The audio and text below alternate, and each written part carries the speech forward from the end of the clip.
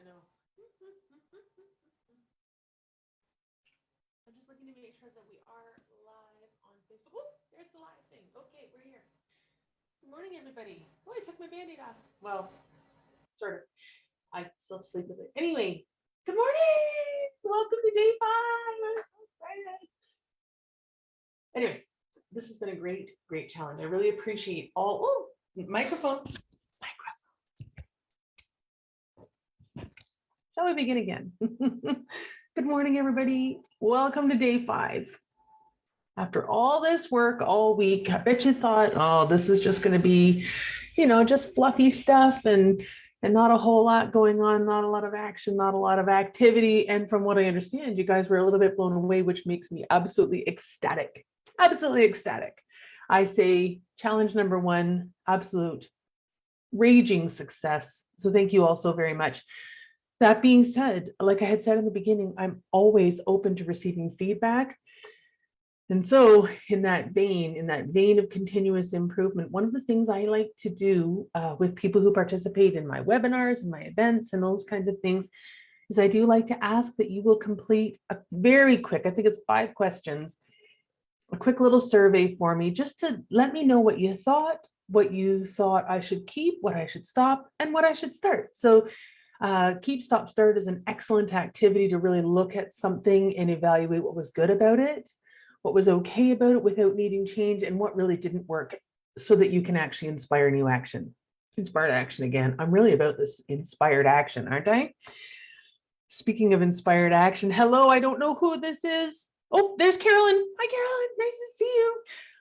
I don't want to be disappointing, but I realized that actually sitting and creating a vision board, which we were going to do on my gorgeous new kitchen island that I did last weekend, you know what? You might not be quite ready. 2 reasons you might not be ready, because here's something I already have for myself in feedback. If you're going to do a vision board workshop, Danielle, you needed to give people a list of what to get on Monday. Yeah. So, so there you go. I know you don't have the things. Now, that being said, I am expecting, just based on my knowledge of the people who've participated in the challenge, I'm expecting that you already know how to create a vision board. So I'm not going to go through and teach you how to do that, right? In your workbook, there are some tips. I'm so disorganized this morning. There are some tips about how to actually make your vision boards the most effective. And because we're actually doing all of this work this week to understand what it is that our destination is, right? We're trying to set our satellite, our GPS, so that we know where we're going, so that we can look back and figure out how we got here. So this vision board that I want you to create as part of this challenge actually relates directly to the work we've done this week. And most specifically, because a vision board is about the outcome. Where are we going to, right? It's that pick yourself up, float across in time, drop yourself down at a future date, just like you did yesterday with the manifestation journal, the Dear Future Diary idea. That's the piece that we're going to take and turn into a vision board, because you've done all of this work to get to that point. Now taking that and turning it into something visual does a couple of things. I've said a couple of times this week that the more senses you can engage in an activity, the more concrete it becomes in your physical world. And in this case, that's really what we're trying to do. We're trying to take what's in here, these thoughts that we've got, these ideas that we've got, and we're trying to make them a reality. And so we want to make sure that it's actually that journal that we created. So if you're not quite done your journal, don't do the vision board yet. Okay, that's what I wanted to say. If you are completely done your manifestation journal, your future self journal, the future diary journal, then go ahead, let's start the vision board. I know that some people, and this was actually a new idea to me, the idea of doing a digital vision board, and I'm really becoming quite in love with it because it's so quick and it's so easy, and I'm such a Canva junkie. And I used to be such a Pinterest junkie that really, this is really a wonderful idea to do it. But I do love the idea of it, but I'm very much a tactile person. I'm very hands-on kind of person. I can't walk through a store without touching. I'm that kid. You know, the kid that was like touching everything as they walked through, that was me. So and even as an adult, I still need to touch things. So for me, doing a physical board helps to bring it and make it more solid for me. However, if you are a more visual person, like really visual person, a digital board has just as much effect for you. You don't need to actually sit and cut and paste, although you've added another sense, haven't you? Right? So the more senses, the more concrete your thoughts become in your reality. So vision boarding is a lot of fun. I actually did my very first vision board about my future with Martin the very first time this year. And we did it on New Year's Eve. And we sat down together, and this is so because that was about our life. I did that one with the partner that I planned on spending my life with. In your business does have an effect on your life. So having a discussion with a spouse or a loved one or somebody else about what your goals and dreams and visions are and how they're part of it isn't a bad idea. And they can give you feedback, ideas, and direction, I guess, about ways that it helps for them. And then you can make it something that the two of you are actually using to manifest what's going on in your life.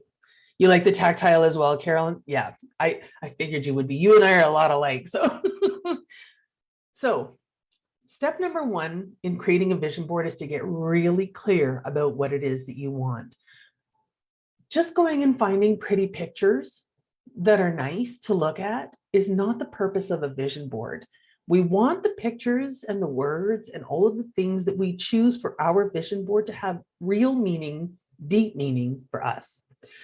So I've got always a couple of handouts, and I got a freebie. I actually have a freebie of a downloadable kit of images and words and affirmations and all that fun, funky stuff. I think it's 20, 25 pages of words, affirmations, and images specifically around wealth and income that I've got for you.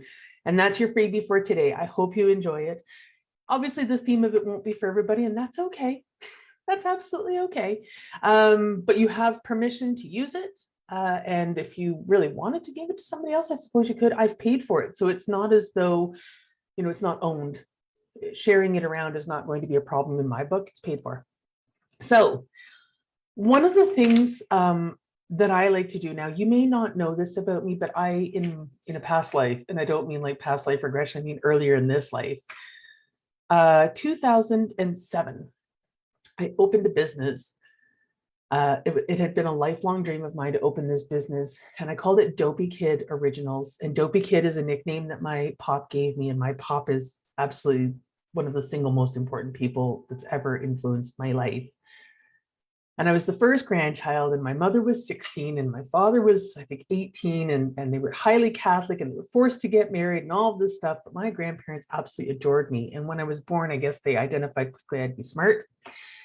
And so my pop, because my mom is a bit of an intellectual snob, decided that he was going to kind of bring that down a little bit and started calling me Dopey Kid. And so for my whole life, even on Christmas envelopes, he'd write DK. So Dopey Kid is a near and dear name for me. And this company that I started was actually about helping children, so mentoring children to feel brave to take risks, to use the tools and resources available to them to critically think and reason through risk-taking opportunities so that they could make decisions and push themselves outside their comfort zone. Empowerment is something that's always been like incredibly important to me. I was also a Girl Guide leader, a Brownie leader, and a Girl Guide leader. I've done things for Kids Health. I've done all kinds of things about empowering. Well, previously it was about empowering children, and now I'm working to empower women.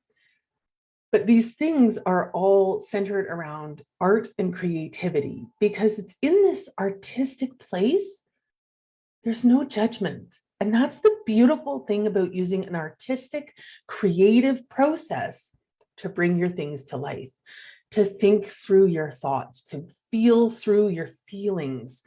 So you want the images and everything else that you create to have deep meaning to you, and you want to gather them in such a way that, whatever works for you. If visual is your way, do that. If tangible, tactile is your way, do that. I even found a vision a vision board app, like a vision board maker digital app that will include, Carolyn's going to love this.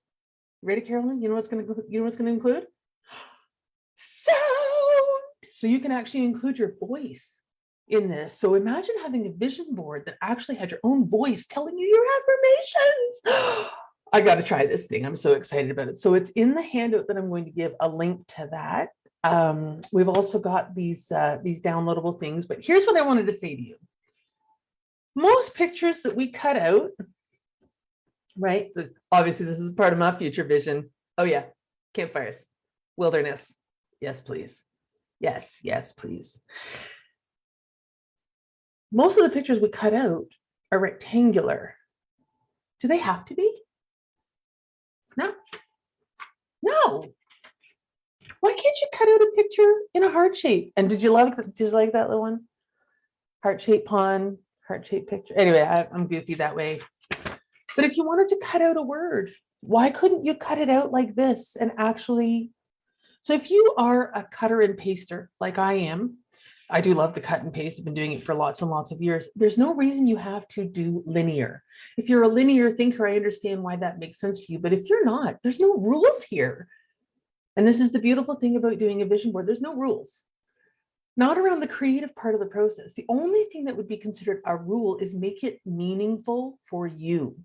Know in advance what it is that you're envisioning, what you want out of it, and make it meaningful for you. Would you agree, Carolyn, that that's the best way to make a vision board effective?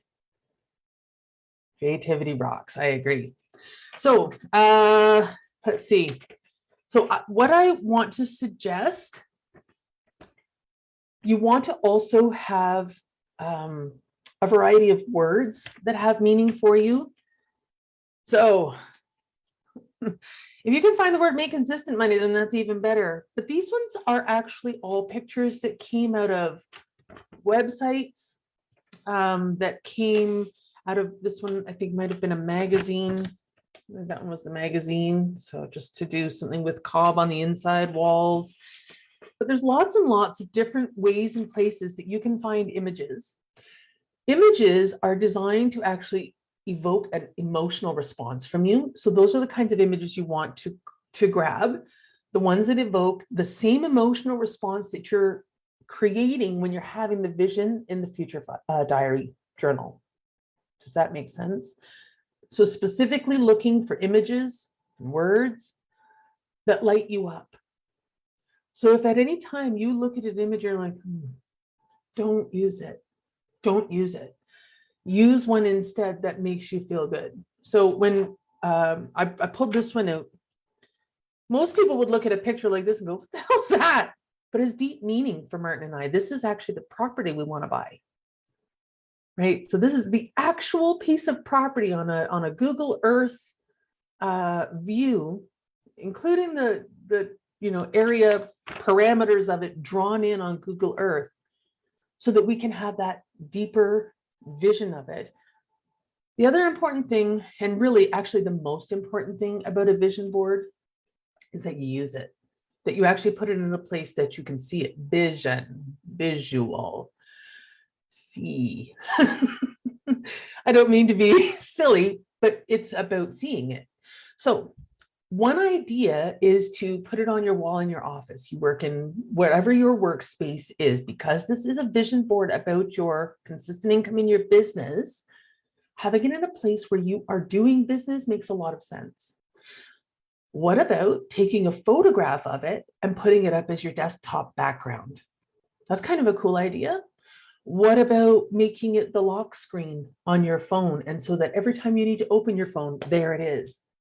And the idea is that the same as subliminal messaging, although you're not going to stop necessarily and look at it and read it every time, oh, isn't that wonderful? Look at my beautiful dream life. Instead, it is the subliminal effect that has on you. Oh, right. Yep. Okay. Yep. Because you are going to initially spend time sitting and really looking at it. And I want you to schedule time, a minimum of once a month, preferably once a week, but a scheduled amount of time where you're going to go and sit with your vision board for 5 minutes and re-envision it. Maybe you sit in front of your vision board and you read your journal entry and you put the two together and you re-experience what that future feeling is going to feel like. Part of the reason for this is we've talked a lot about inspired action, and we've not talked about actually writing any action plans yet. Has anybody noticed that? Has anybody else noticed that? That was intentional. It was intentional that we're not writing action plans because each person's action plans are going to come to them in a different way. They'll come to them in different timing. There is the perfect timing for you will be different than the perfect timing for me. I'm an aggressive self-development kind of person. I have aggressively pursued personal development since I was, well, let's face it, since I was 8 and I got on that school bus against my atheist father's or my atheist dad's request and went off to Sunday school so I could start exploring religion. So I've always been a personal development junkie. So I'm going to like, I force change, I force discomfort. I'm that kind of person. Not everybody is like that, and that's okay. You do not need to compare yourself to another person who's a personal development junkie who tries to force feed that personal development into themselves. Your perfect timing will be different. But this is one of the reasons that sitting with your vision board, sitting with your future diary together, remembering what the imagination exercise was to actually remember what it felt like, remember what it smelled like, remember what it sounded like, tasted like, all of those things. That's the purpose of doing a vision board. It's not a set it and forget it. Again, not a set it and forget it. This isn't like a sales funnel, unfortunately. I wish it was like a sales funnel, but it's not. You actually have to work it. So put it in a place that's highly visible. And if this one is specifically about your business, then put it in a place that has meaning for you, that you are going to see it. And remember that this vision board is for you. It's not for others. Others may look at it and go, well, that's a silly thing to dream about. Let it wash off your back. Don't let that affect you. What they think of your dream is none of your business. Just like their opinion of you is none of your business. That take a lot of time to learn.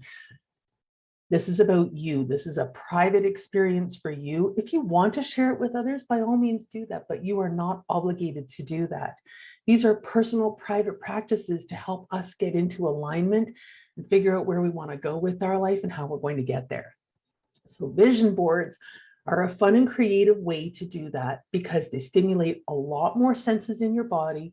And science has shown that the more senses that we use to actually learn, and that's really what we're doing here is we're learning, the more senses you use to learn, the more quickly the concepts solidify and the more quickly we can relate it to other things in our lives. Because now we have multiple ways of processing the information. The more ways our brain has of processing the information we're bringing into it, the more quickly we can assimilate it. Oh, sorry, shadow. The more quickly we can assimilate it into our being. Does that make sense? I hope that makes sense. Anyway, it's a much faster video today than I expected because we aren't actually physically sitting and doing the vision board. Here's what I am going to do though. I'm putting my vision board together later today. I'll do a quick time lapse of me doing that so that you can see me in action in terms of the actual process and the thinking. And there's a lot of, oh, I like that there. It's really let your energy just flow. Don't put parameters on it. Let it be and let it come out. I've got the words for you. I'll post those. Oh, I've also got, I did a bit of a block of here are some words you may want to incorporate and think about in terms of putting them on the board, because having a collection of words and pictures goes back to that same way of giving your brain multiple methods of processing the information. So if you could put a picture of you enjoying the fruits of this labor. So if you are looking to earn that consistent income because you want some time freedom, because you want to be able to have choice in your life, what images can you think of that represent time freedom? What images can you think of that represent choice? So yesterday we used going surfing in the morning before having your client appointments as one example of having time freedom. So why not put a picture of a person surfing? If you've got one of you surfing, put it of you, right? So the more you can layer in different methods for your brain to take in the information, we process logic differently than we process emotion. So you want to have a bit of both in there. And I think I'm rambling now. Again, you guys know how to make a vision board. There are some tips in the guide. Day 5. I may not have my pages handy because I've got pictures all over my desk, thinking that we were going to do this. No, I don't know where it is. There are some best practices in the guide about what to do with a vision board, the idea of maybe putting it on your desktop, the idea of maybe taking a photo and putting it on your phone, putting it in a high visibility area in your home or in your workspace, making sure you schedule time with yourself at least once a month, preferably once a week, where you can literally go and be intentional with this vision board, because it's not a set it and forget it. Get creative. Don't place boundaries on yourself, but make it meaningful. So I don't mean to say but, and make it meaningful. Choose a variety of colors, because those again stimulate different places in your body. Remember, 7 colors in a rainbow, 7 different chakra colors, all these 7, 7, 7, 7s in colors. Try to use all 7 because they stimulate all 7 chakras. They'll help to open those up. Consider using that really cool digital vision board that's got the sound with it.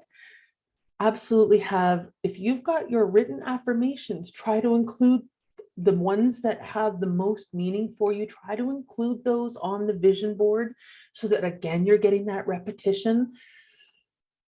Oh, what am I forgetting? What am I forgetting? I must be forgetting something. 7 rainbow. I love rainbows. I just love, and you may have noticed that in your workbook, they kind of went day by day. Today we're on blue, which is the throat chakra. Anyway, if you know more about chakras than me, by all means chime in. I'm just a budding chakra learner at the moment. I'm focusing on the lower 3, which you might have noticed are actually my brand colors as well. Ironically, I call it blood red, burnt orange, and yellow. Those are the colors of my business, my brand. And ironically, they're also the first 3 chakra colors. And they're the 3 areas of my chakras that need the most work. So, all right, guys, I think that was everything. Oh, I just wanted to show you this one because I really like this one. Self-love. Yeah, I think that was everything. I'll put the rest of the handouts up for you. Okay. And, oh, the survey link. I'll send out a link to the survey. And this is the last call. If you wanted to take advantage of the VIP experience, which is the 2 hours with me to work through what is your actual vision, your strategy, create aligned action to go with that. The purpose of that strategy session is actually to come up with the action plans. And it would presume that you've gone through the challenge as well, obviously, so that we've done all of this pre-work to it. Yeah, I think that was it. I'll put up the last of the freebies. If you put down an affirmation the other day, your handbook is on its way to you via email. Thank you. Thank you so much. I cannot begin to express how grateful I am for your support during this, for your participation during this, for your feedback during this. You've made my very first challenge an absolutely wonderful experience, and I got so much more out of this than I expected. I hope you did too. Have a wonderful Friday, everybody. It's the weekend, and Carolyn and I are in Ontario, and we're going to go and enjoy that. All right, everybody, have a wonderful rest of your day. Happy weekend. I hope the sun is shining where you are. Bye.